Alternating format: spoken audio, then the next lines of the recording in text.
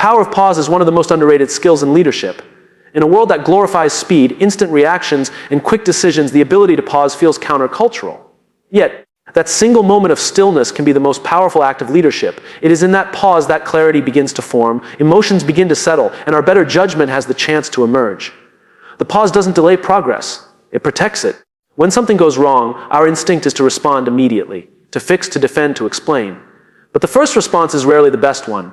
The leader who pauses gains perspective. They see not just what happened, but why it happened. They notice how others are reacting, and they listen, not just to words, but to tone, to energy, to silence. That awareness turns a reactive leader into an intentional one. The pause is not about doing nothing.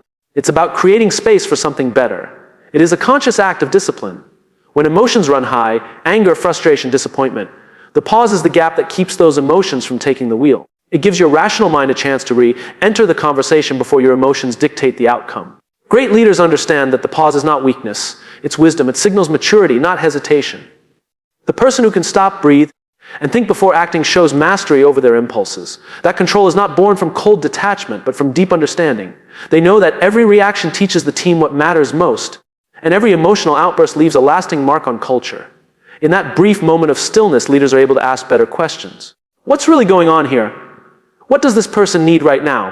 What outcome do I want to create? Those questions transform a potential conflict into a conversation, and a tense situation into an opportunity for trust. Without the pause, those insights never surface, they are drowned out by noise. The pause also reveals the truth about power. Real power is not the ability to control others, it's the ability to control yourself. Anyone can raise their voice, send a sharp email, or make a snap decision. It takes far greater strength to stay silent, to observe, to choose your next move with intention. That restraint becomes a signal to everyone watching that you are not driven by emotion, but guided by purpose. Practicing the pause takes time. It starts with self-awareness, recognizing your triggers, your habits, your emotional tells. When you feel that surge of urgency or irritation, that's the signal to slow down, not speed up. Over time, the pause becomes second nature.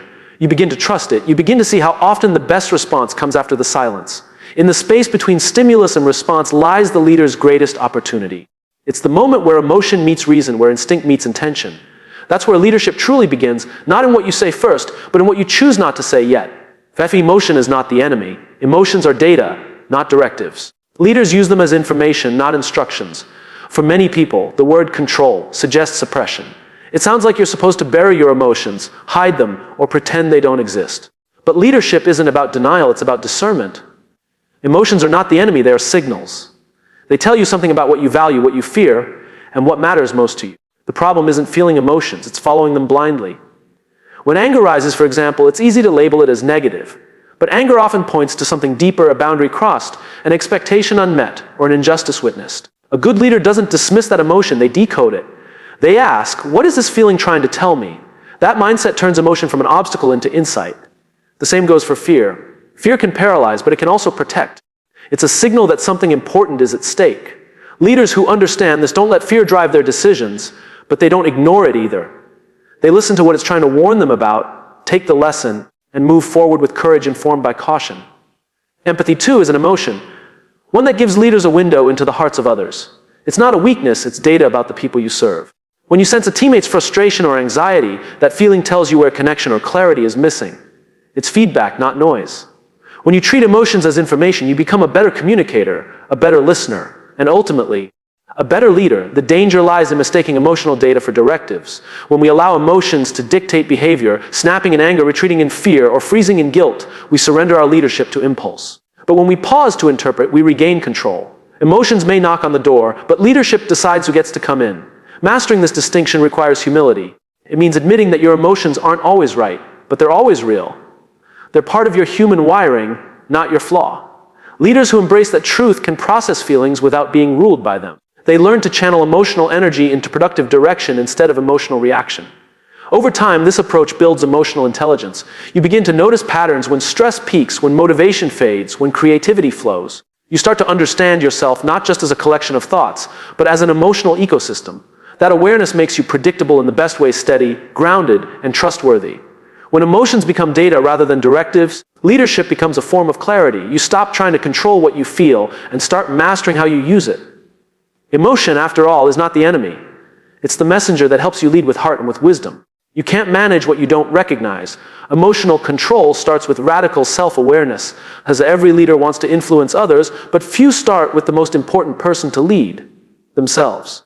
Before you can guide a team, you have to understand the landscape within you. The emotions you feel, the triggers that set you off, the patterns that repeat, these are the elements of your inner world. And just like any external challenge, you can't manage what you haven't taken time to study. The inner mirror is where leadership begins. Self-awareness is not simply knowing your strengths and weaknesses. It's understanding your emotional patterns. It's noticing what happens inside you when you're under pressure, when you're criticized, or when things don't go your way. Most people move through their days reacting to these moments unconsciously. Leaders who practice self-awareness learn to name what they feel before it names them. When you look into your inner mirror, you begin to see how your emotions shape your behavior. The tone of your voice in a meeting, the email you send in frustration, the silence you hold when something bothers you, all of these are reflections of what's happening inside. By recognizing your emotional state, you gain the power to choose your response instead of defaulting to habit. This kind of self-awareness requires courage.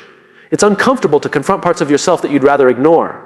The insecurity, the pride, the impatience. But leadership isn't about perfection, it's about ownership. The leader who admits, "I felt defensive in that conversation," is already demonstrating strength. Awareness doesn't make you weaker, it makes you more intentional. The inner mirror also reveals how your emotions affect others. What you feel doesn't stay contained, it ripples through your team. When you walk into a room tense, people feel it. When you show calm under stress, they mirror that too. The emotionally self-aware leader understands this dynamic and takes responsibility for the emotional temperature they set. Building this awareness takes practice and reflection. It happens in the quiet moments, after the meeting, after the conflict, after the long day, when you ask yourself, why did I react that way? Or what was I really feeling? Over time, those reflections become insights, and those insights become wisdom. That wisdom helps you anticipate emotional triggers before they take hold. The inner mirror doesn't judge, it reveals. It helps you see the gap between who you are and who you want to be as a leader. The more clearly you see yourself, the less power your emotions have to control you. You stop being surprised by your reactions and start shaping them. That awareness creates alignment between your intentions and your actions. Every great leader you've ever admired has looked deeply into that mirror. They've done the inner work that allows them to stand steady when others waver. Because emotional control isn't about suppressing how you feel, it's about understanding yourself so well that your emotions serve your leadership, not sabotage it. As respond, don't react. Reaction is instinct, response is choice. Leadership lives in that choice. In the heat of the moment, it's easy to confuse reaction with leadership. Something happens, a mistake, a conflict, a disappointment, and the urge to react is instant. That's the human brain doing what it was built to do: protect, defend, survive. But leadership requires more than survival, it requires intention. The difference between reacting and responding is the difference between being driven by emotion and being guided by purpose. Reactions are fast and often fueled by emotion. They come from instinct, not reflection. A harsh word, a quick judgment, a defensive tone, all of these are reactions. They may feel satisfying for a moment, but they rarely move you or your team forward. A response, on the other hand, takes a breath. It considers the bigger picture. It asks, what outcome am I trying to create here? That single pause turns emotion into strategy. Great leaders are not emotionless. They are emotionally disciplined. They feel the same frustration, anger, or fear as anyone else, but they've learned to insert choice into the space where reaction wants to live. They recognize that the first emotion is valid, but not always reliable. Instead of letting emotion dictate behavior, they use it as a signal to pause, reflect, and decide how to act with clarity. Responding instead of reacting also changes how people experience you. When you respond calmly in a tense moment, others feel safe. They learn that your mood isn't unpredictable, that your leadership isn't reactive. This reliability builds trust, because people know that even in chaos, you'll choose reason over impulse. That steadiness becomes your reputation. The ability to respond thoughtfully doesn't happen by accident. It's trained through awareness and repetition. Each time you choose to slow down instead of lash out, you rewire your mind to favor patience over panic. Over time, you begin to notice that situations which once triggered you no longer hold the same power. That's not detachment, it's growth. Responding is also an act of empathy. When you take time to respond rather than react, you make room for others' perspectives. You're no longer fighting to be right, you're focused on being effective. You begin to listen not just to what was said, but to what was meant. You start to see the person behind the problem, the story behind the statement. That shift deepens connection and influence. There will always be moments when reaction tempts you, when someone challenges your authority, when plans fall apart, when the pressure mounts. In those moments, remember that every reaction is borrowed from the past, but every response creates the future. The reaction keeps you where you are, the response moves you closer to who you want to become. Leadership lives in that space of choice. The more you choose to respond instead of react, the more consistent your influence becomes. You lead not just with authority, but with awareness, because anyone can react, but only a leader responds. As calm is contagious. Teams mirror their leaders. Your calm becomes their confidence. As in every organization, energy flows from the top down. The tone of a room often reflects the temperament of the leader. When chaos hits, everyone looks to the person in charge, not just for direction, but for emotional cues. If the leader panics, tension multiplies. If the leader stays composed, calm begins to spread. Leadership, in that sense, is emotional transmission. The way you feel becomes the way others function. Calm is not the absence of emotion, it's the presence of control. It's the ability to steady yourself when the ground beneath you shifts. A calm leader doesn't ignore problems, they face them with clarity. They know that panic clouds judgment, while composure sharpens it. Their calm becomes an anchor that keeps the team grounded when uncertainty tries to pull them apart. People perform best when they feel safe. And psychological safety doesn't come from guarantees, it comes from leadership demeanor. When a leader communicates, "We'll figure this out," with steady eyes and measured words, the team believes it. That belief fuels creativity, problem solving, and resilience. Calm doesn't solve every problem, but it creates the space where solutions can emerge. Leaders often underestimate how closely they are watched. Every sigh, every glance, every word becomes data for the team. They don't just listen to what you say, they feel how you say it. If you radiate fear, frustration, or doubt, they internalize it. But when you demonstrate composure under pressure, you give them permission to stay steady too. In that way, your calm becomes contagious confidence. Developing this kind of calm takes intentional practice. It starts with awareness of your own emotional state. When pressure rises, notice your breathing, your tone, your thoughts. Take a slow breath before you speak. Give your mind a moment to catch up with your emotions. The goal is not to suppress how you feel, but to regulate it so it doesn't spill over onto others. That regulation is what turns emotional control into leadership presence. Calm leaders also prepare before crises arrive. They build routines that center them: reflection, exercise, journaling, silence. So that when tension hits, composure is already a habit. They understand that peace is not found in the moment of chaos, it's built in the moments before it. By tending to their inner state daily, they make calm their default, not their struggle. When a team experiences a crisis, they don't just need information, they need reassurance. They need to feel that their leader believes in a path forward, even if it isn't yet visible. Calm leadership provides that assurance. It says, "I may not have all the answers, but I'm not losing myself in the process of finding them." That kind of grounded energy is what sustains trust through uncertainty. In the end, calm isn't a strategy, it's a signal. It tells your team that they can think clearly, act decisively, and move forward together. It reminds them that leadership isn't about controlling outcomes, it's about controlling presence. Because when the leader is calm, the team finds its confidence, and together they find their strength. Hop from ego to empathy. When leaders drop the need to be right, they make space to understand. That's emotional mastery. Ego is one of the most subtle barriers to emotional control. It disguises itself as confidence, as decisiveness, as authority. But at its core, ego is fear. Fear of being wrong, fear of being questioned, fear of being seen as less than in control. The moment ego takes over, emotions follow. Defensiveness rises, listening stops, and connection breaks. Leadership becomes about protecting identity rather than serving purpose. Empathy begins where ego ends. It's the decision to shift focus from "how do I look" to "what does this person need?" This shift doesn't make a leader soft, it makes them strong enough to let go of self-protection. It takes humility to listen without planning your rebuttal, to admit when you're wrong, or to change your mind because someone else had a better idea. That humility is the foundation of emotional maturity. When leaders lead from ego, their emotions become weapons, used to dominate, intimidate, or silence. When they lead from empathy, emotions become tools, used to connect, inspire, and understand. The difference is intention.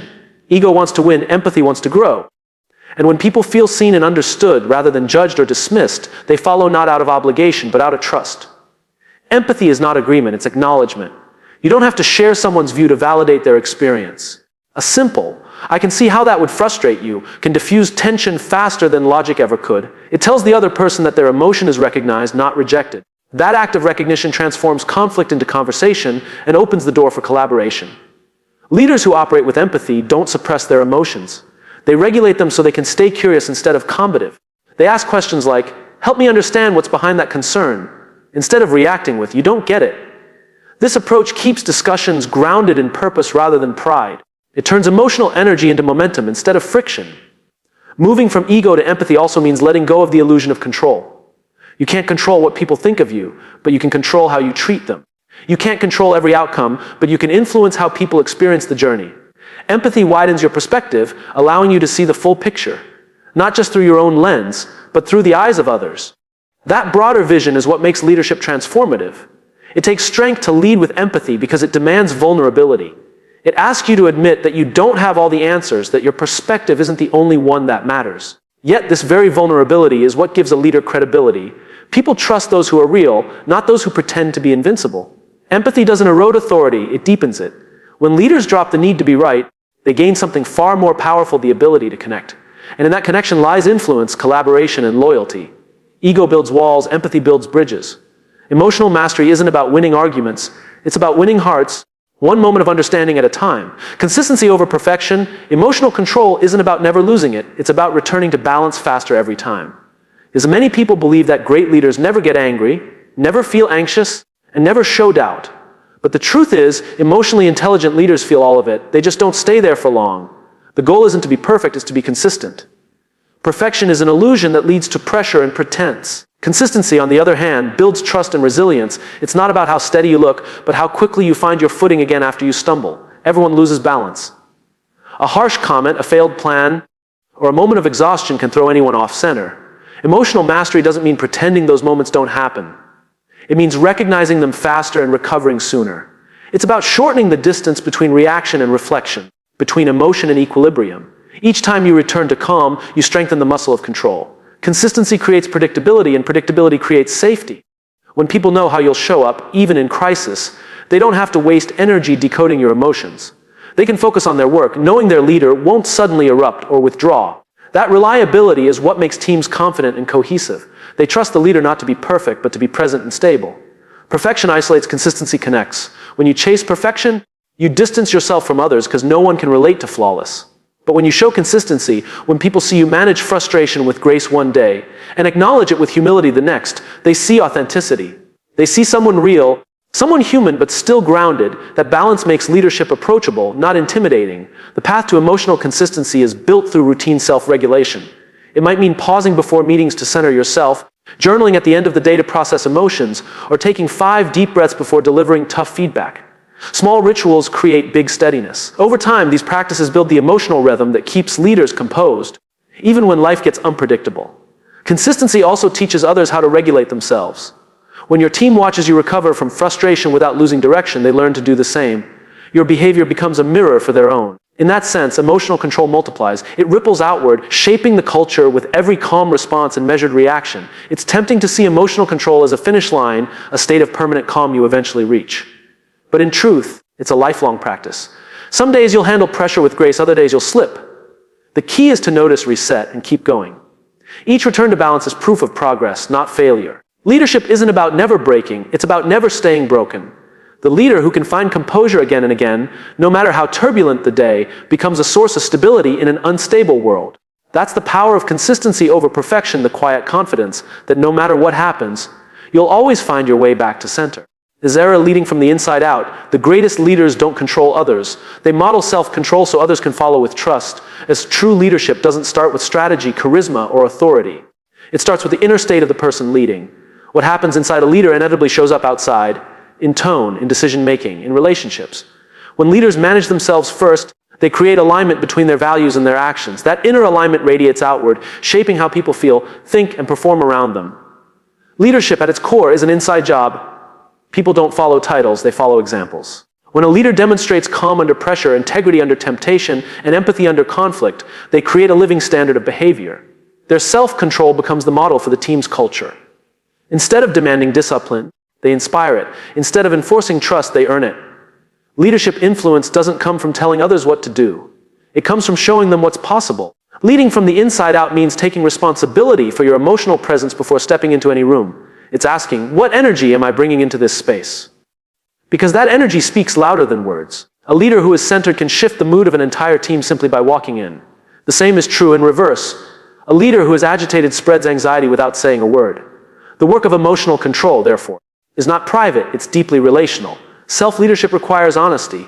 It means acknowledging when your emotions are clouding your judgment, when ego is whispering louder than empathy, when fatigue is dulling your patience. It's not about suppressing those moments, it's about owning them. A leader who says, I need a moment to think before I respond, teaches more about emotional intelligence than one who reacts instantly. That humility becomes strength in disguise. Leading from the inside out also involves clarity of purpose. When you know what you stand for, emotions lose their power to derail you. Anger, fear, or frustration may visit, but they don't stay long because your direction is rooted in something deeper than the emotion of the moment. Purpose steadies emotion. It's the compass that keeps a leader on course when the waves of pressure and uncertainty rise. This kind of leadership creates cultures of authenticity. When people see that their leader leads themselves with awareness and integrity, they feel permission to do the same. Teams become more open, more responsible, and more emotionally mature. They stop waiting for direction and start leading themselves. That's how emotional control multiplies, through modeling, not mandates. But leading from the inside out is not a one-time revelation. It's a lifelong discipline. It's built through daily habits, reflection, learning, empathy, and intentional presence. It's the quiet commitment to be a little more patient today than you were yesterday, a little more mindful in each interaction, a little more aware of your impact. Those small internal victories shape the outer results. At its highest level, leadership is not about power or control. It's about alignment and example. When your inner world is calm, your outer world follows. When your actions reflect your values, people trust your direction. The greatest leaders don't try to manage everyone's emotions. They master their own. And in doing so, they lead from a place of peace, clarity, and unwavering authenticity.